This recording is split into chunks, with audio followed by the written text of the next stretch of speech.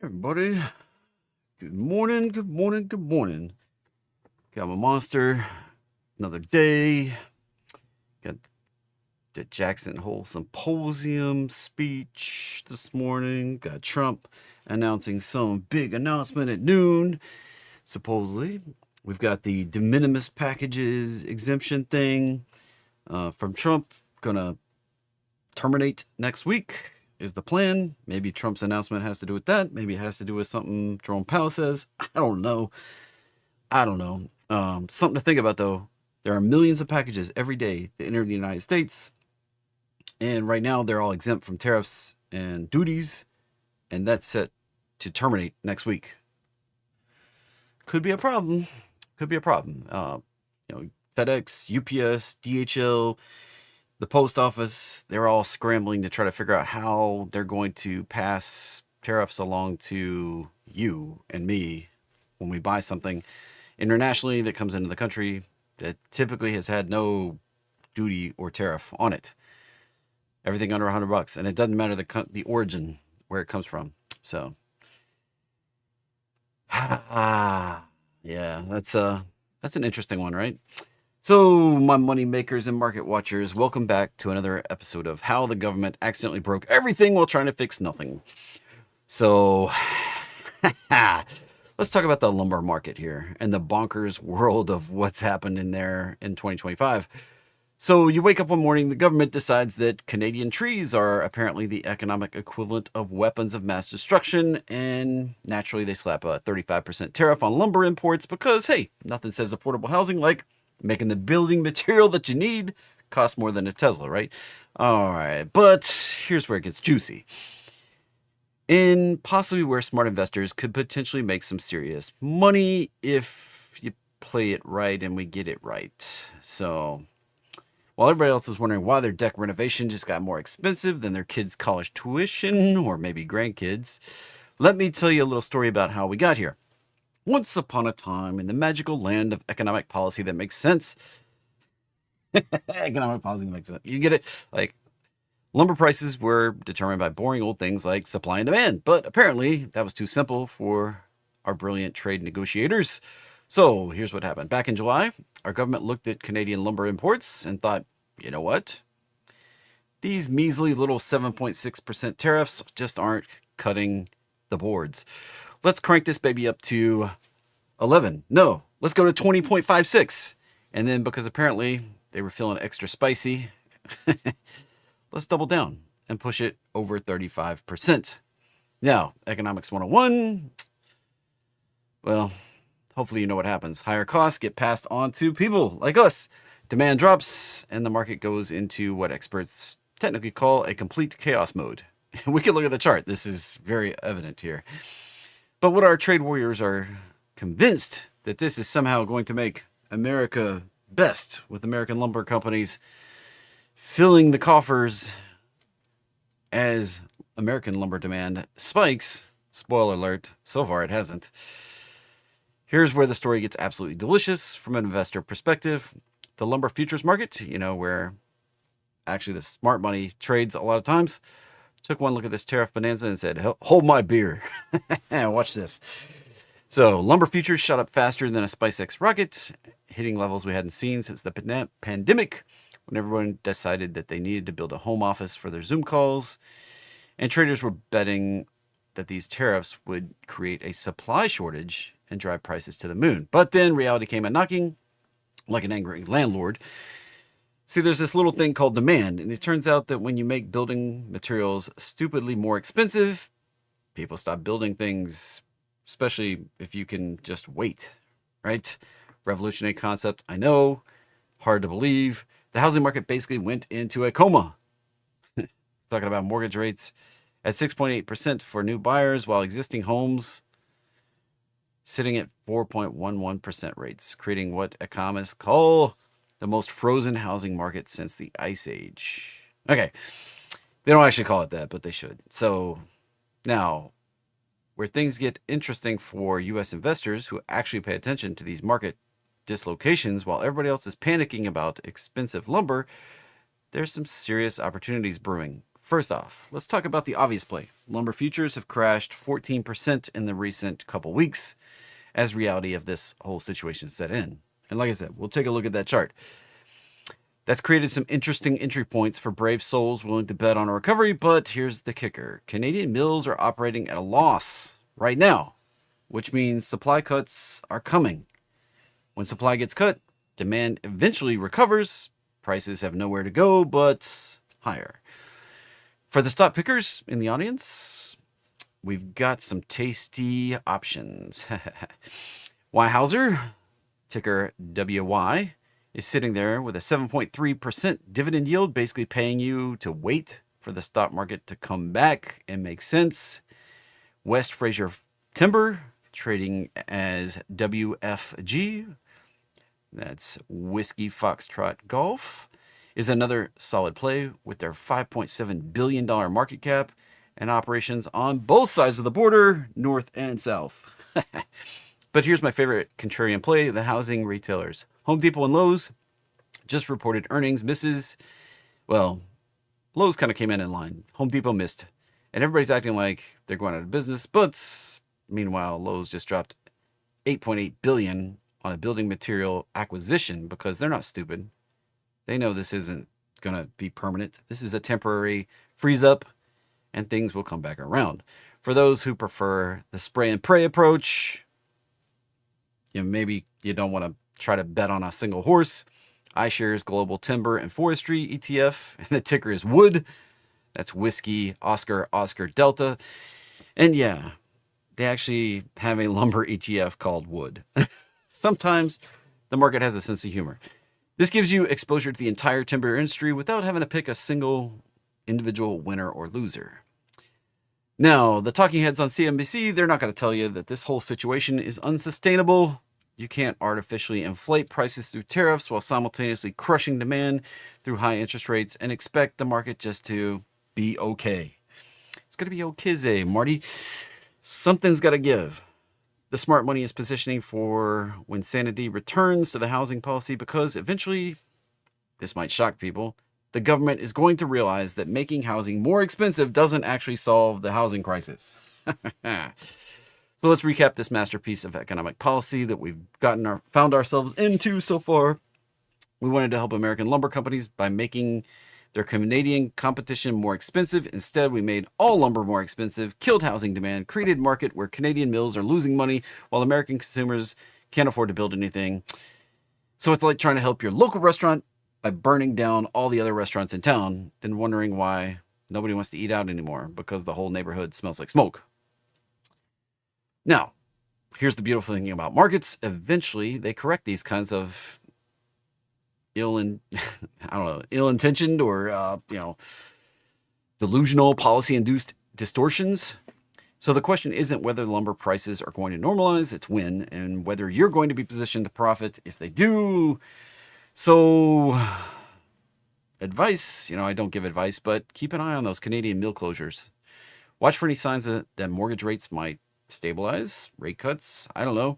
And remember, when everybody else is running away from the sector because of temporary government-induced chaos, that's usually when you can pick up the pieces and find an opportunity.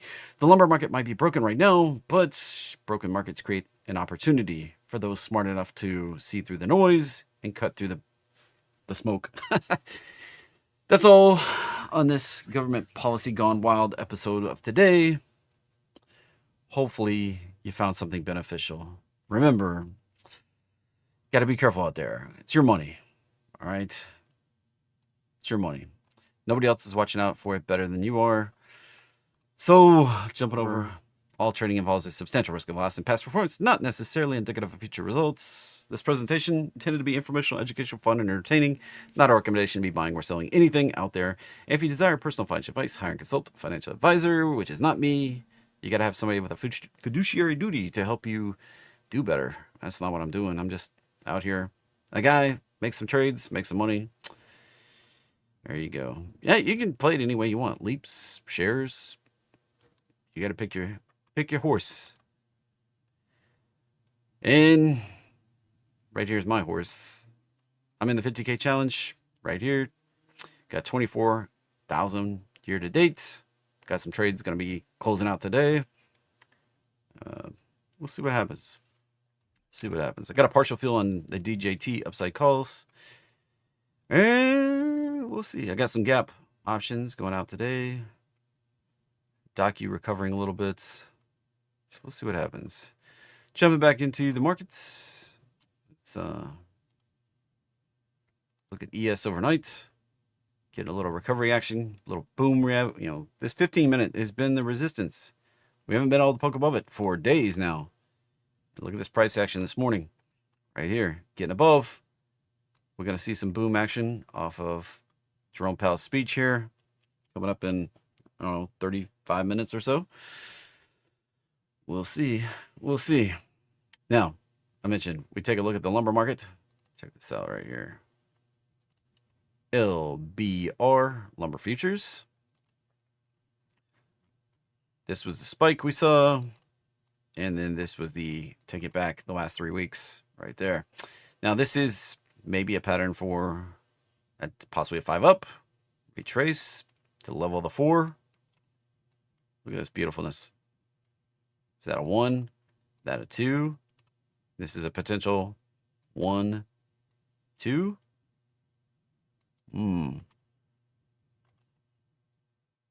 Quite interesting. Look at that. Hit the 618. Almost perfectly. Almost perfectly. Jumping over, looking at the wood. You don't see that kind of same action there. WY. Weyerhaeuser. Still not the same kind of price action. And the other one I mentioned, WFG. Oh, get on the right page here. WFG. There you go. Not really having a, not really responding the same. So you got to be careful out there. Got to be careful out there.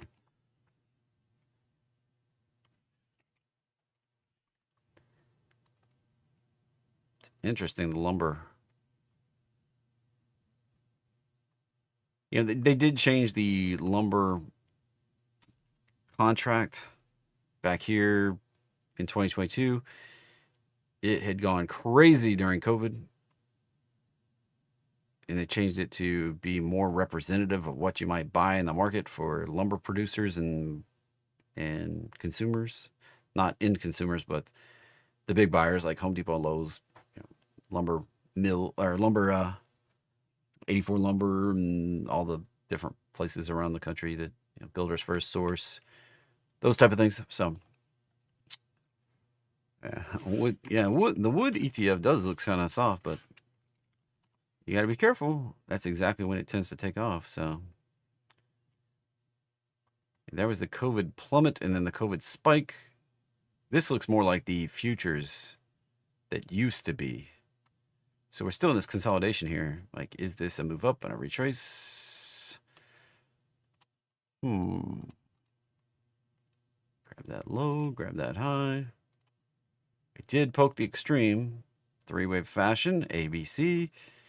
A move up and a consolidation under the weekly roadmap line here. If this were to break out, we could see an outsized move up. What kind of move would that look like?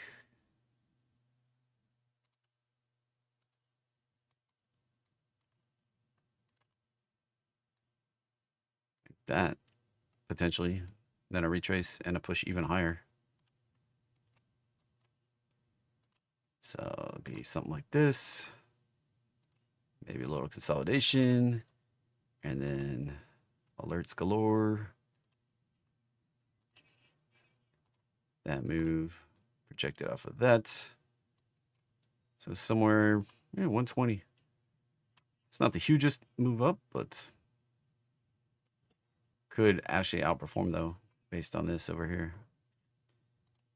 So if this, okay, grief, alerts like crazy this morning.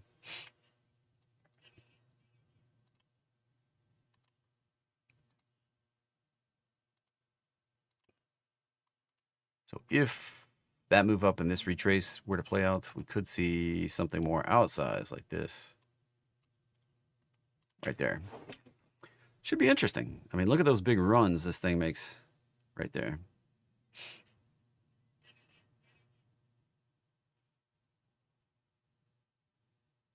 Yeah, you could say that, but yeah, it depends on where you get your 2x4s from. You know, I don't necessarily think it's GMO trees. They do it. It does depend on where you get your 2x4s from. Southern yellow pine is still southern yellow pine. It does take like 30 years to grow a tree that you can harvest. So the lumber companies have bought up massive chunks of the South, southern United States, to grow these trees, and they harvest them and replant them. It's actually a sustainable thing. So, yeah, my dad talks about, you want to talk about like sustainability and all this stuff. My dad talks about when he was a kid, like the trees had been clear cut because they used to burn it for fuel. And he's like, most of the mountains, he grew up in the, like where Tennessee, Kentucky, and Virginia kind of come together. He grew up in Tennessee up there, and there's not like you don't accidentally pass through there. You have to go to there to go there. And he was like, there were no trees on hardly any of the mountains because we cut them all down for fuel and wood and all sorts of stuff. And he's like, around here, there's more trees than I've ever seen in my entire life. Now, and here in Knoxville, we don't have those big forests where they grow for just cutting them down. That's more like Alabama, South Carolina, Georgia. That's the places I've seen the large timber forests, and at least in the South here. But it's kind of interesting, I guess you might say. And my neighbor, she grew up in the house kind of across the street from me. She talks about like, yeah, when I sit here and look out, like there's more trees now than she's like, you used to be able to, like it was a field like all the way out through here, and there's now more trees. She's like, it wasn't like that. She's like, the trees used to be gone, but now you got all these houses and the trees have grown up around them, and so it's interesting. But we're not going to harvest that lumber. So, all right, how do we make money today? Let's get back into it. Got Pal speaking at 10. What's he going to say? I don't think it matters. The charts do tell us that the reaction may be bullish. How do you know, GT? Because we're above the 15-minute. It gives us an upward bias, at least to the 30 minutes, which is not far above us at 64. And then the 1 hour, still above us up here at 64.25. So we've got resistance stacked above us, but we're bouncing off of the 4 hour. Bouncing off the 4 hour. So are we done on the downside for now? Time will tell is the answer. Got that move down. We sat here. We could bounce. We've got resistance coming up. Just 618 resistance right here. If we get on the upside of that, probably going out to new all-time high. More than likely. More than likely. The list is probably the smallest list I've seen in months. Maybe all year. So quite small list this morning. Almost ridiculously small. Now, in Q, a little more dire here. We got below. We pushed below. Big tech getting hit. This AI narrative getting hit more than some of the other stuff. Pushing it on down. We look at this move up we did right here. We look at this retrace, and we've been holding the uprights. We ignored the 4 hour roadmap line, but we're holding the uprights. Right there. And just in case the roadmap line is annoying or giving you trouble understanding what I'm talking about the 50% at 786 retrace. We've been consolidating between there. After this flush out in big tech. So run the high, run the low. We pop back above this level right here. Sets the stage to go back up. New all-time highs on NASDAQ. Right there. NVIDIA has a large announcement they keep teasing coming out on Monday. So Jensen got something cooked up for Monday. See what happens. He like sent a note to the little video I saw. He hand wrote a note, put it in a box, gave it to a robot. It says, "Robot, I hope you enjoy your new brain." So something coming out right there. And Tony says, bunch of Congress bought wood. So we'll see what happens on wood.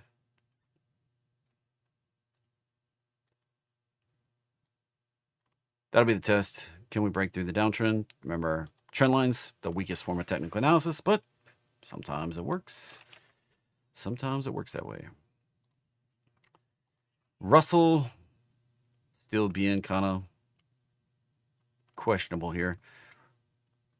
If we break above and get above this high we had from back here in January, we might set the stage for small caps to outperform and actually go higher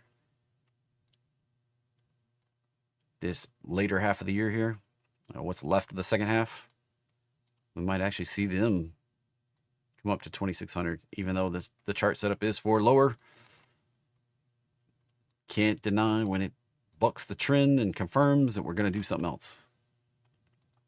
Kind of blow out the hedge, so be careful.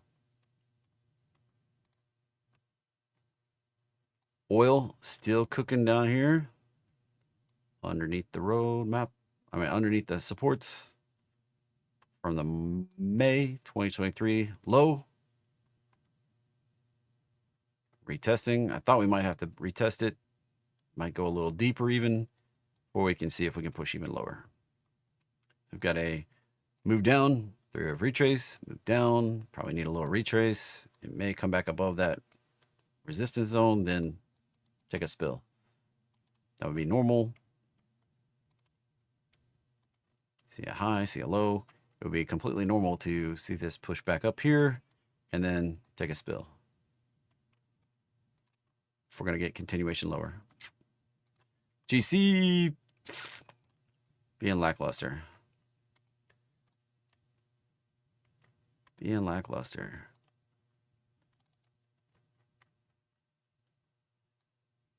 Well, look at that. A, B, C, right down. That could be the bottom. Could push just a little lower. Right there. Look at that bigger move. Pulls the target down just a little bit on the potential if we're going to go up. From here, was that move all we get on the correction? Or is this the correction for that bigger correction? I don't know. Can't say for sure. But that move, if we find support here and move higher, would not surprise me to stall out right here in this 34 to 34.20 area on gold. Right there. Bitcoin made a new low. As I outlined yesterday, if we got below that 76 level, probably going on down. That's exactly what we did. Exactly what we did. So now we dipped lower than this low back here that we set in early August.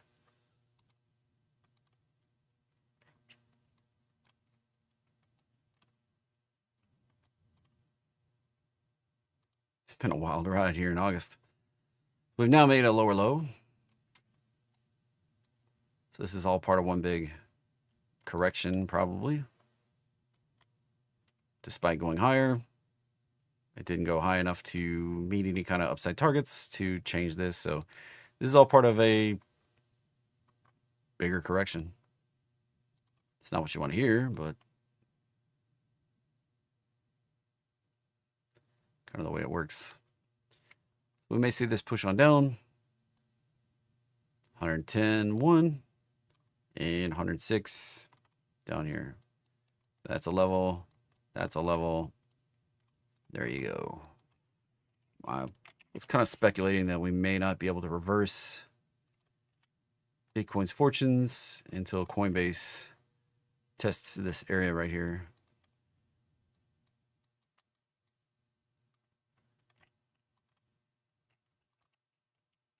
Now, interestingly enough, Ethereum so far, not making the lower low. Actually performing to the upside slightly. I would love to see this pop higher here. Came up near the vicinity of the high, retraced very deeply.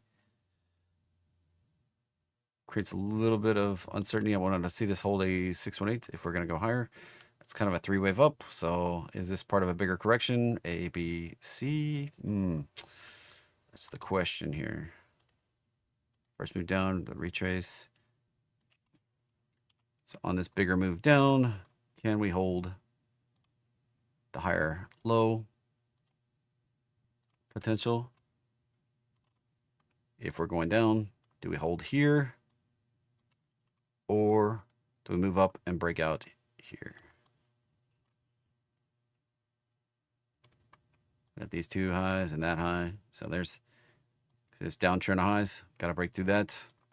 Get through it. We're going up. If we don't, if we come up there and reject again, lower low may very well be what's in store. And we may go on down here to 4,000 even. You're like, well, give me something I can trade. That kind of crap, not particularly tradable for me. I tend to stay away from when it's like questionable and just wait for my pattern to set up. Maybe like, what pattern is that? The roadmap pattern. The roadmap pattern. That's my high probability pattern. Look for it all the time. So NKD, come back, retested that breakout from last summer's high. Do we bounce here? Getting back above this level, right up here around 43.50 would set us up to take a next expansion higher. Now watch that level though. If we start back below it, probably coming back to test the box we've been consolidating in for the last year.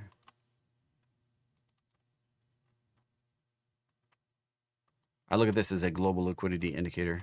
So if we get back below this high from last summer with daily close, probably coming back to retest the box again down at around 4,000, 40,000. If we start ripping again, probably going to be risk on for a lot of our risk on assets like S&P 500, NASDAQ, Bitcoin, Ethereum. Those probably take off running higher again if this starts moving on up. My target for this up around 49 to 50,000, but we'll see if that actually plays out. Dollar churning in here, churning, burn. Came up, so we've got a first move down, got a retrace, we got our next move down, we got a retrace. If we get above here, technically this lower low, lower than A, could be complete on that ABC, and we could go higher, but that was a three-wave up, a three-wave down, and ambiguity right here. So not clear at the moment which way we're heading. I would,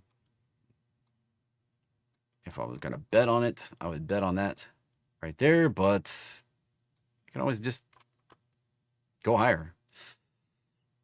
And if we get above that, then it's like a very muddy, not clear pattern. So I've got support right there, resistance right here, a downward bias. But if we avoid that, calls into question where we're going on dollar a little bit in the near term until something clarifies. Apple, still churning the same zone. Amazon, still churning the same zone. Google, still churning the same zone. In case you haven't been here. Maybe you're new. Let me know in the chat if you're brand new. Glanced off here on Meta. They announced some stuff yesterday. They're not stopping any of their AI deployment. You know, it was like they announced all this like AI hiring free stuff, and then yesterday they clarified that the hiring freeze doesn't affect the rollout of the plan. They're just trying to do some normal reorganization. Things are getting a little out of control, and they're just trying to get it all back under control. So that retested the breakouts and may go on up higher. The target there, 840. But if we get back below this right here, probably going to take this back deeper again. That's your support level right in there around 720. And there's your target up there around 840. We're at 740, so that's $100 upside. That's pretty big upside. That's like what, 1/7? Yeah, like 15% upside. Not bad on Meta. 12.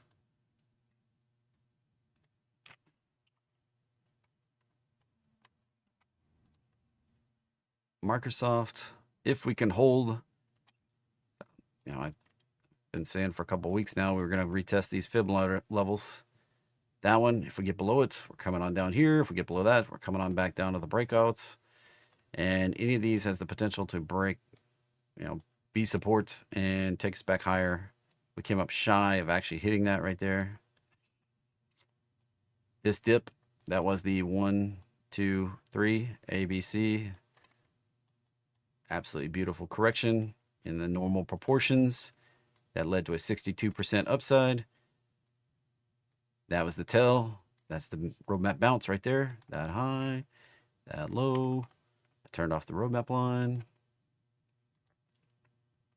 We poked through it. And then we went higher. It's actually on a weekly time scale here. So there's a weekly roadmap bounce right there. Boom and boom. And now we're bleeding it back down a little bit. So that level, this level, if we can turn it here, going on higher, probably going to hit that upside fib. 565. NVIDIA, kind of the same, almost the same sort of pattern, except we haven't gone all the way up to near the 1618 yet. We rallied up here, got to this 1272, and just kind of hung out here for a few weeks. This is a weekly chart. Now, we did dip, kind of came back. Did we do enough to backtest that fib and then climb higher? 212 would be the next upside for NVIDIA. Remember, they got that exciting stuff coming out on Monday. We'll see what happens. They're announcing their H20 production halt. That's Chinese chips, so we'll see what happens. Tesla just churning. On the weekly chart here, still holding on to this box. Or this wedge, or whatever you want to call it. On the daily chart, kind of smeared it up a little bit. We poked out, we got back down, but on the weekly chart, still holding on to it. Almost to the end. Not much squeeze left here. So we're going to squeeze higher, or we're going to squeeze down here. To me, this looks best if we dip down, get a low down here around 270, find that support, and then go higher. But maybe this correction is done, and we just break out and go higher. Arguments can be made, all sides of this. Break above 350 probably sets us up to going up in the 400s. This Netflix has a pretty clear, right now, to make clear to me, A, B. Now it could take a little pop even higher. We could be working on a 3-wave that takes us on up into the upper end of the uprights there. So be a little careful here. So far, we're finding some support right in the vicinity where we are. It's right at the 50% retrace. So we did a 50% retrace here, 50% retrace here. Could dip down to a 618, right around 1185. If we find support there and turn higher, we're probably doing a 3-wave. That may take us on up here before we do the final move.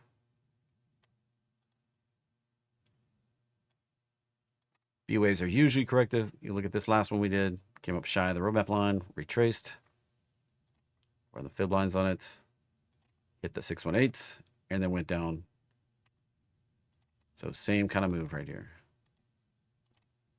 But we didn't hit the where A and C are the same size. It's an absolutely beautiful correction, but the A and C on that one didn't actually hit the right proportions. We found support of the roadmap line and took off. So the only consistent thing about the market is the inconsistency of everything. I use these patterns the best I can to try to glean where we might be headed next. So we've got support right here, 1185. We got resistance right up here in this zone between, say, 1260 and 1290. That's a big range. And if this takes a spill, we could see it down here at 1100. All right. Things are moving up today. There weren't many on the list. Things are moving down. Weren't many on the list. And setups for today. I don't necessarily like that one, but let's take a look really quickly.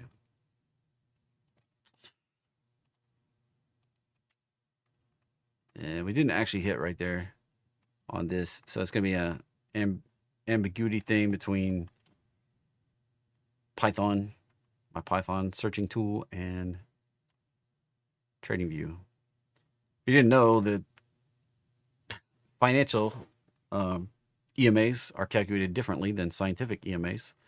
Funny enough, that's something I learned digging in the Python code, is that financial people calculate it slightly different than scientific people.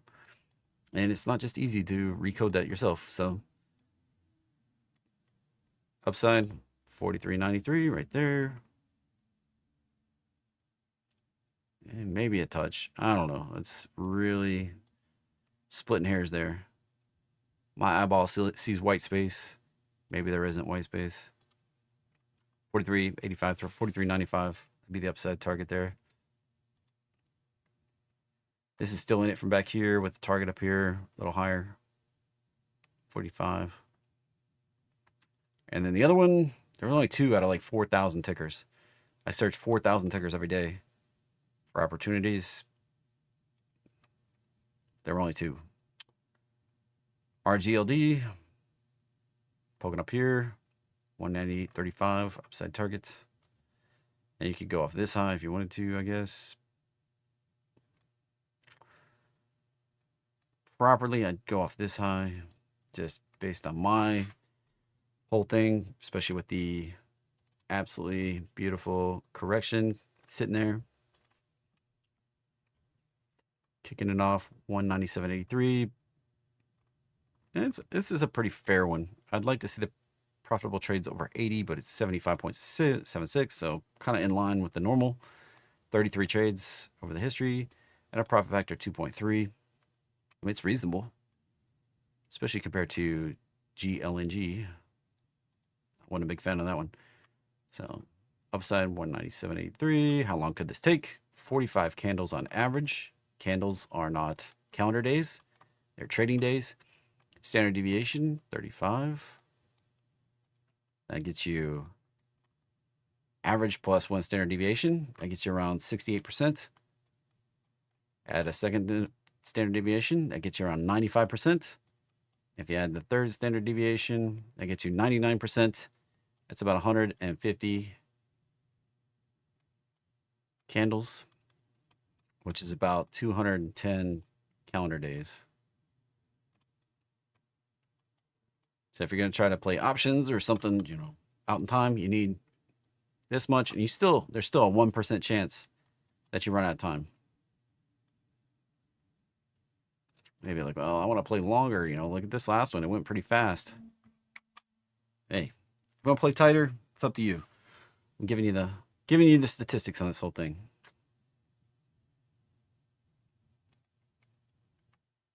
Giving you the statistics.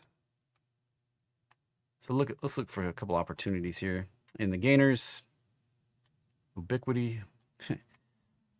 All the networks I run use Ubiquity equipment. This has been a difficult stock to trade, though.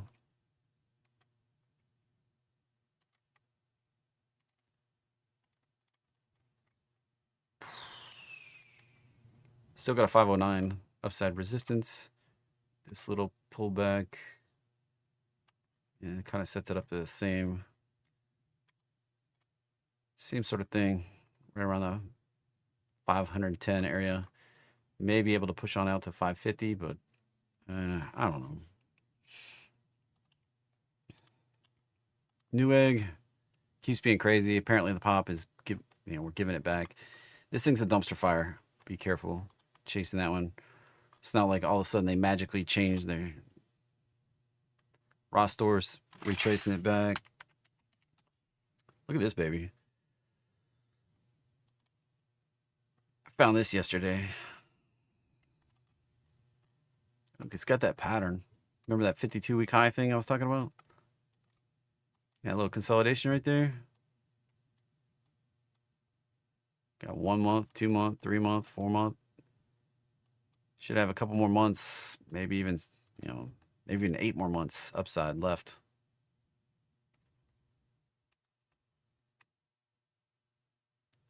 That was pretty nice. Actually, in a couple of my accounts, sold some. We do have earnings coming up, so I sold some puts on that. Not in the 50K challenge account, but you can get down here below the daily roadmap line. You get down here at 60 to 62 with nice premium out the next week. Right in there. Maybe like, what do you mean by nice premium? Well, let's go take a look real quick. 29th, next week. Down here, 62. Look at that. You get like 65 cents, 70 cents. That's pretty spicy. For that much downside. I mean, look at that. Look how much downside you get. You want to play closer to the chest? You can, but that gives you a lot of downside on something that's been ripping and might continue to rip for the next 3 to 8 months. Got to make your decisions. PDD offers a little something for everybody. I got day trades, I got swing trades, I got position trades. A little something for everybody. Alrighty. PDD trying to push back above. I've had that upside target up there at 180 for, gosh, since we did that pullback here last year. Golly. What about the low there? Didn't really matter. We just moved it over. And it's still the same pattern. So if you ran it from here, it's still valid. It's one of those, it's like, whew. Whew, that's a long time there. So here's also the thing. If it's a weekly bounce, right here, this is where it gets muddy. You're like, why do you usually limit the size of the bounce to just recently? It's because those statistics come into play. If you're looking at a bigger bounce like this, the entry here, that all of a sudden becomes 45 weeks plus 35 weeks plus 35 weeks plus 35 weeks. That's 150 weeks it could take for this to go up to the target. You're like, all of a sudden, you're like, holy fudge muffins, that could take 3 years to play out. I didn't buy enough options for that. That's why you got to be careful on your time frame.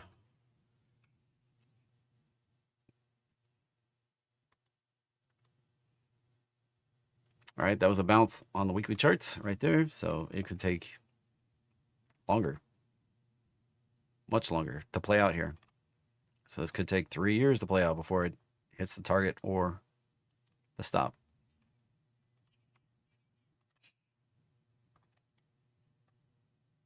UNH, still working on a potential bottom. If we do this, if we do another dip here, that'd be a beautiful head and shoulders, inverse head and shoulders thing. That head to the neckline, could put us up here around 420. I'm just kind of watching and waiting. I want to see another pullback. Not convinced that one move up with a gap in it is the reversal yet. FUTU almost to the target, 191. Korea 3X came up in this box and just sitting there like it stopped dead. Zoom Oh, look at. Nice. Look at that move up and the retrace. Man. So, pullback, 3-wave structure, 618, move up, retrace, hold. This actually looks pretty spicy here. Come on. Freaking alerts right on top of my bar.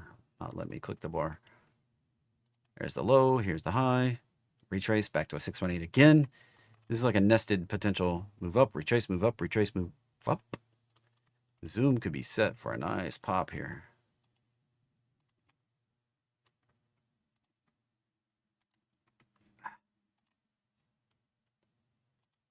Oh my goodness, there's so many alerts popping off today. Yeah. 110 would be the next, like, if this plays out. Or in the 108, 109, 110. Nice position.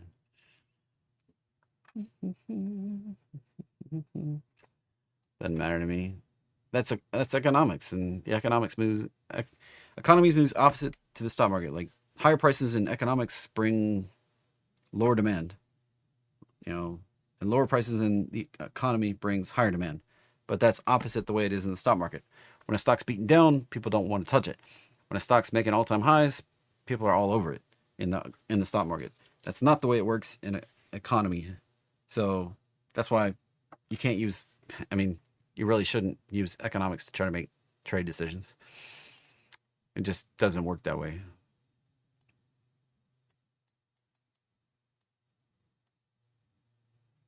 Now you'd be like, well, with lower prices and higher demand, stocks go up. Yeah, see, that's opposite again.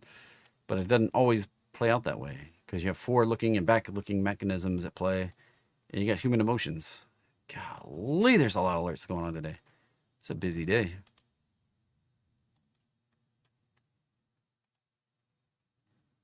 Baba. I still give this a downward bias, especially the de minimis thing could come into play here on Baba and PDD. That's Temu. And this is AliExpress.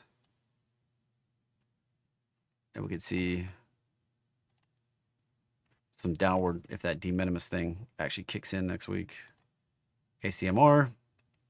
Get a nice little pop.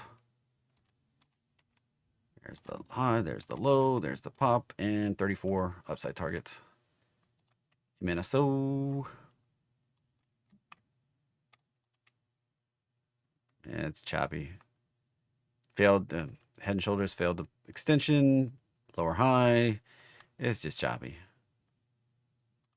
Into it. Wow. Hit. There's the pullback. There's the ramp. Hit the target and pull back. That's why I always warn. Once you're over the targets, watch out for the big retrace. Right there. Tyson. Ooh, baby, look at this one. It's just fired off an alert. This could be set if we break out through these downtrend highs. That was crossing the roadmap line. That's why that alert hit. If we break through those, we can see this pop right back up to right near these highs we had back in 2022. This thing's been beaten down. I mean, that's getting near a double right there, rallying back up to that area. Could be spicy chicken nuggets right there.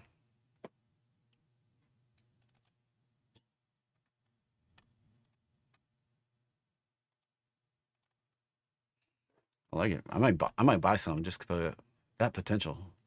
Oh, nice. Look at that. Beautiful 3-wave retrace with made up a 3-wave. And then, yeah, oh my gosh, that looks so nice. So nice. Look at this. The A wave, 3 waves. The B wave, 3 waves. The C wave, 5 waves. Lower low at the 618.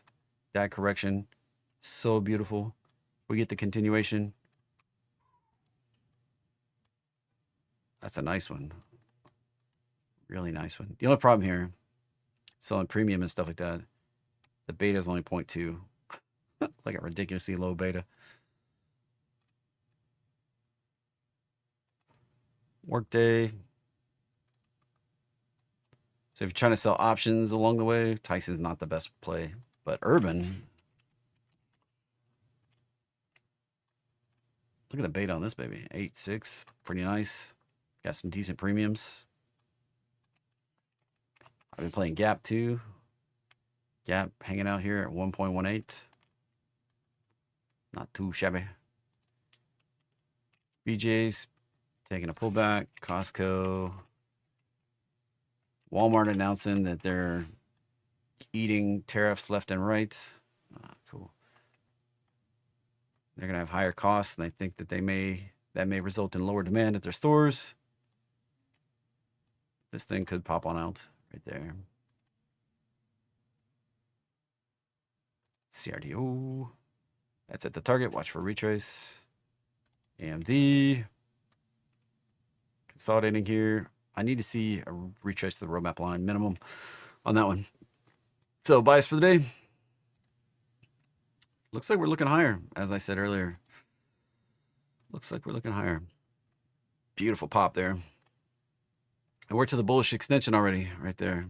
So probably set to going out. All-time highs. Be careful out there. I'll be on the Market Masters at 11:30. Come hang out with me. prosperitypub.com/marketmasters. And come back on Monday. We'll do this all over again. Same bad time, same bad channel. Monday morning, 9:15. Hunt for opportunity. Have a great day. Have a great week. Have a great weekend. Spend some time with loved ones. We'll see you.